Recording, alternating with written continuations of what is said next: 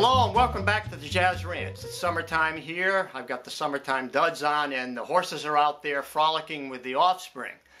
And we love it this time of year. And I have a special program for you that has to do with learning what the correct chords are for a simple song. And the song is America the Beautiful. And I picked that because it's just been Independence Day here in the U.S. And I have a great quote relating to that from Duke Ellington, the great jazz musician, conductor, composer, arranger, and band leader. And he put it this way, he says, "Jazz is a good barometer of freedom. In its beginnings, the United States of America spawned certain ideals of freedom and independence through which eventually jazz was evolved. And the music is so free that many people say it is the only unhampered, unhindered expression of complete freedom yet produced in this country." That's pretty awesome comment. Anyway, that's what we're going to do tonight. We're going to talk about how to find chords for a simple song. So here we go now with America the Beautiful. I want to explain how to find the right chords for the song America the Beautiful. It's a simple song and it's very well known and that sort of thing. And like, how did Samuel Ward work this out, the composer? How did he work out the melody and the chords? Now in my case, I often write a melody first and then I figure out the chords, but more often I write a chord progression first and then figure out a melody. But you can do them in conjunction together, and that works really well because now you're hearing the melody and you're working out the chords in a way that makes sense. But knowing theory, and this is what I want to show you in this video, is the theory of it and how to figure out what the chords are. If you just know the melody, how to figure out what the best chords are for that melody, and then how to expand them and how to add things that, you know, maybe jazz musicians might use with it. But knowing two important things: first of all, the cycle of fifths and also the scale tone sevenths. Those are paramount in understanding chord progressions and how harmony underneath a melody works. And a melody can't really function well without a support. It's like a house. You can't have the windows and the floors and then the walls and everything without the foundation. So the foundation really, if anything, you have the melody and then you have the bass line. So the bass line is really the most fundamental of the foundations, and then above it the harmonies. So here we go now into America the Beautiful and how I would interpret the chords. I'm going to show you how to figure out the chords to America the Beautiful. It's in the key of B flat. I've picked that key, and first two things you want to learn are the scale, of course, and the scale tone sevenths and the cycle of fifths. So there's the scale. B flat major has two flats, B flat and E flat. And if you play them in thirds, you have this. If you play them in chords, you have this. So you want to know what those chords are: B flat major, C minor, D minor, E flat major, F major, G minor. And that's the tricky one. A diminished, and then B flat. And then if you make them in the sevens, you have B flat major 7, C minor 7, D minor 7, E flat major 7, F dominant 7, G minor 7, A half diminished 7, and then B flat major 7. Have the bent finger, so it's hard to play those for me. But anyway, you want to know those chords. Now that's the starting point, plus the cycle of fifths. Then you can study that in another lesson, because that's often how chord progressions work. In other words, 2 5 1s back to B flat, or 2 5 1s into E flat, or that type of thing. Now we're going to start out with the most simple thing, and that is we're going to discuss how a simple melody fits a particular unique chord. That's the starting point. Okay, so the best way to start out is to take the first phrase, and it might be more than one measure. So in this particular case, here's the melody. Now you could stop there, or you could... To me, that's the first phrase. In other words, you want to complete it. It's like sort of saying a particular sentence, like, I went to the store and then I bought what I needed, or something. In other words, I went to the store is the first idea that's complete. So you have this. If you stop there, it's not complete. If you stop there, it's not complete. If you go here, you can see how they're connected. This first phrase is the same as the second phrase, but then this note is different. Now, that first, we know we're in the key of B flat, so often we're going to start out, the first chord is going to be the tonic chord. And the only way we can test that is trying it with that melody. So B flat is the tonic chord, so now we're going to try it with that melody. Now that works. Why? Because it's the third of the chord and the fifth of the chord. Now, anytime the melody is the root, the third, the fifth, or the seventh even, and sometimes the ninth, but most importantly, the third is the most important note. Then I would say after that, the fifth, and then the tonic. In this particular case, it's the fifth and the third. Now, the major third is very exclusive, in this case, to B flat. It's, because that note doesn't fit either the 4 chord, it doesn't fit the 5 chord, doesn't fit E flat, doesn't fit F, it doesn't fit the 2 chord. It's exclusive to the 1 chord. So now, in this particular case, it's also exclusive to the 3 chord, which is a substitute for the 1 chord. But nevertheless, we're going to start out very simple with the root chord. Now, what happens when we go here?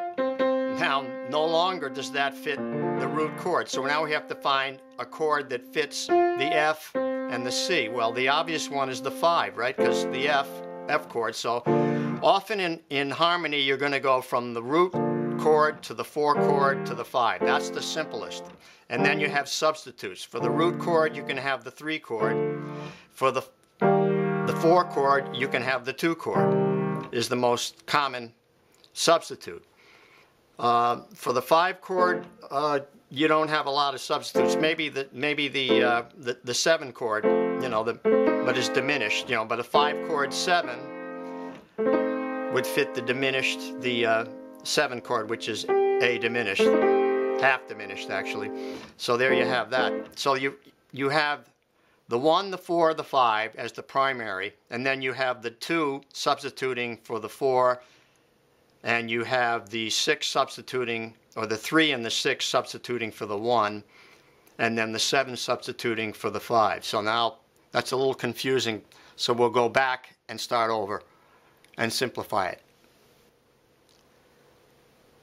Right, so now starting out here we have, and that's a pickup note. Now what's the pickup note? It's often going to be the 5 of, in other words, if you know the cycle of fifths, F7 is going to take us to B flat. B flat 7 is going to take us to E flat. E flat 7 is going to take us to A flat. So knowing the cycle of fifths is very important.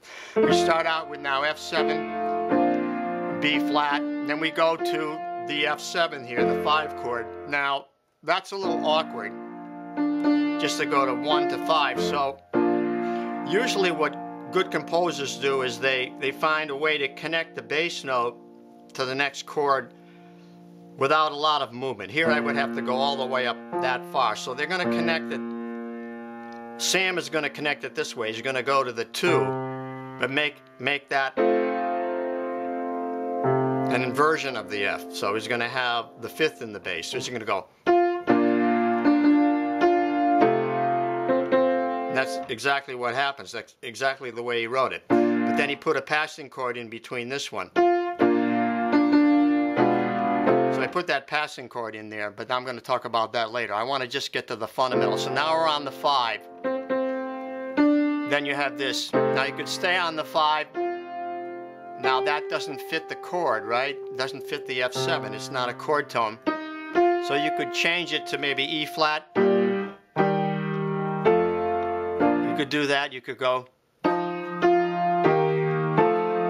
That's not what he does. He uses a substitute for the E flat and uses the 2 chord, which would be a C minor 7. So you remember 2 chords. So we have this.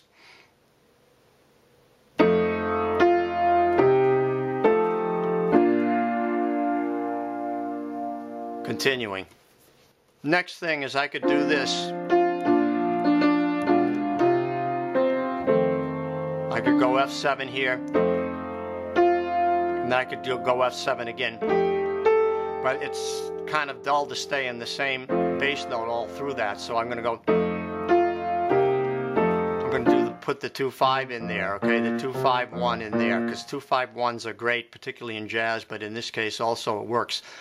So I have this.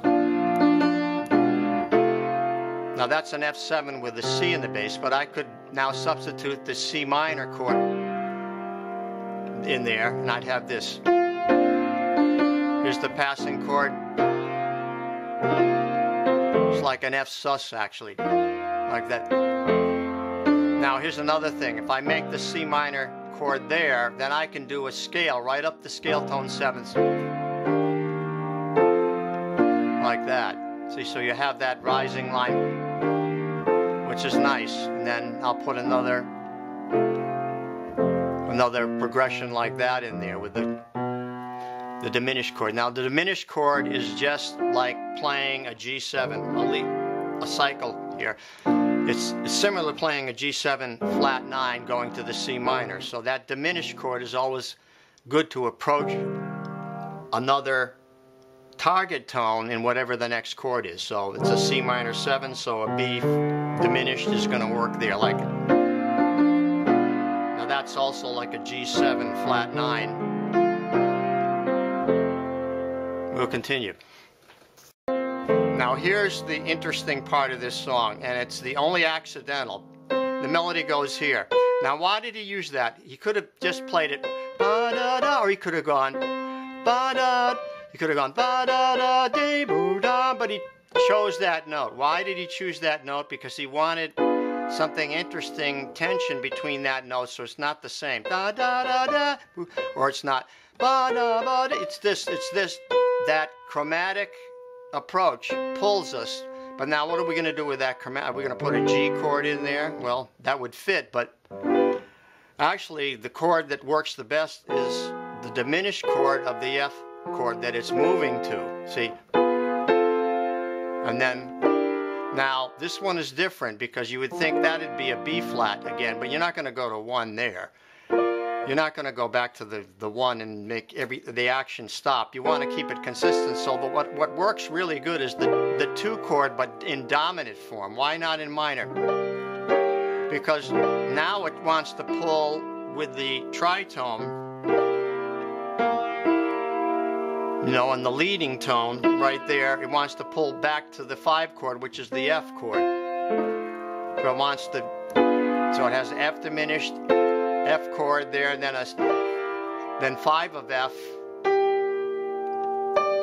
You see, that's important to take us to here, to the F7, and then I like to put it as a suspension so it goes somewhere on the next beat, like, see, so it's F diminished, F, C9, C, and then there's the sus4 right there, and then resolving to an F7 there.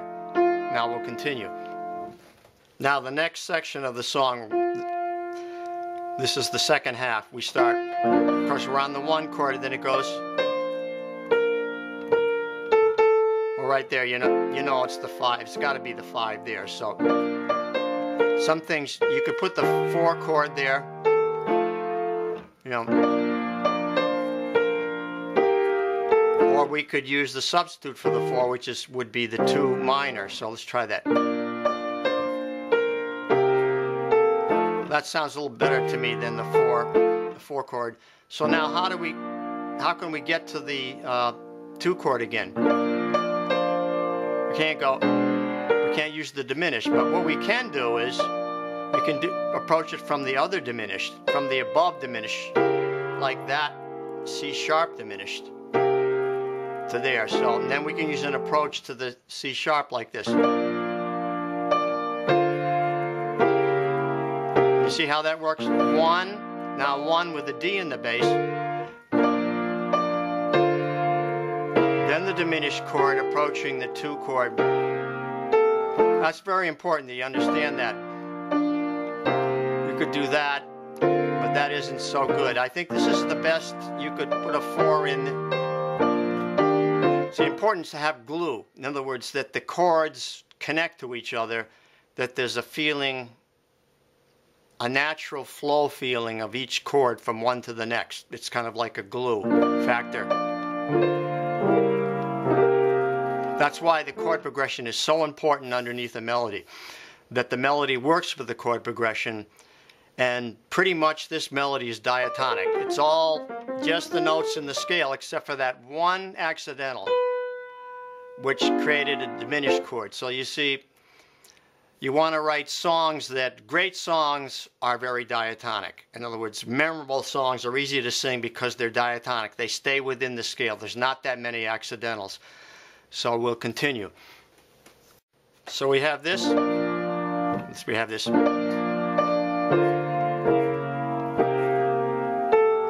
So 2-5, then. Now that can, same thing. That could be 2-5 again. You may say, well, 5. Or 2-5 is more interesting than just 5. You could do it like that. If you want to have them all be target tones. But I'm not, you can make that sus. Okay, now you're holding that note. Now you want a dominant 7th, so you could do this. Make a dominant 7th, or you could do this. I like that because it's scale tone 7ths. I mean, this is B flat to C minor to D minor, but I'm going to go B flat like that and make it, and then make that a B, really a B flat with a D in the bass, which approaches, now here we have the 4 chord. Now, why can't that be a 2? It could be, see, that isn't as strong. Now, that's really where you want the 4 chord. In other words, within a simple song, you want the 1 chord, you want the 4 chord, and you want the 5 chord. Then you can use substitutes, but at some point you really want that 4 chord to come in to give it strength. So there it's going to have its strength. And then that diminished chord taking us back to the B flat. Now, this is interesting because a diminished chord can approach any note that is within the chord. It doesn't have to approach the 1 of the chord. So it's a B flat chord, so it's really approaching the 5 of the chord. And that's a really important thing to understand. E diminished approaches the B flat chord with the F to the F. Now here I'm putting a 2-5-1 into the 2 chord. There, 2 chord, 5, and then 1. So 4, diminished approach to the 1 chord with the 5 in the bass. Now you could just leave it like that and go right to the 5. But I like to do the 2-5. Instead of just the 5 on 4 beats, I like to do the 2 and the 5. Gives it more harmonic interest to have the 5. So there is your bass line. Now you can see how when you put the bass line together with the melody, you have the foundation, you have the melody, and you have the foundation of it.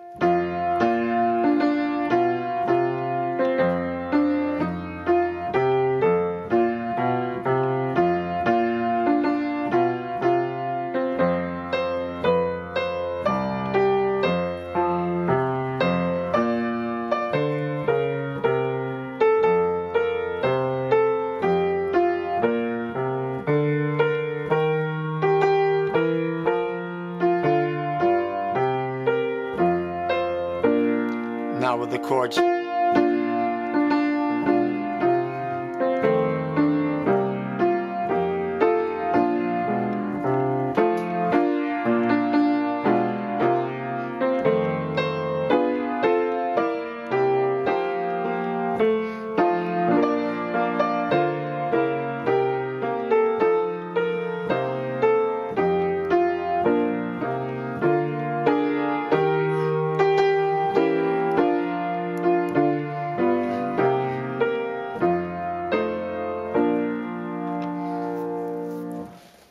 there you have part one of harmonizing a simple song, America the Beautiful. And part 2 will show you how to create substitute chords or tritone substitutes, how to turn it into more complex, more involved type of arrangement harmonically, and using some principles of jazz harmony. And I hope you enjoyed this part. Please write to me. I always love to hear from you. I want to wish you a happy summer, and keep in touch. And until next time, I will say the words of my great friend Hermie Dressel, God rest his merry soul: swing loose, and we'll see you next time around. Bye-bye.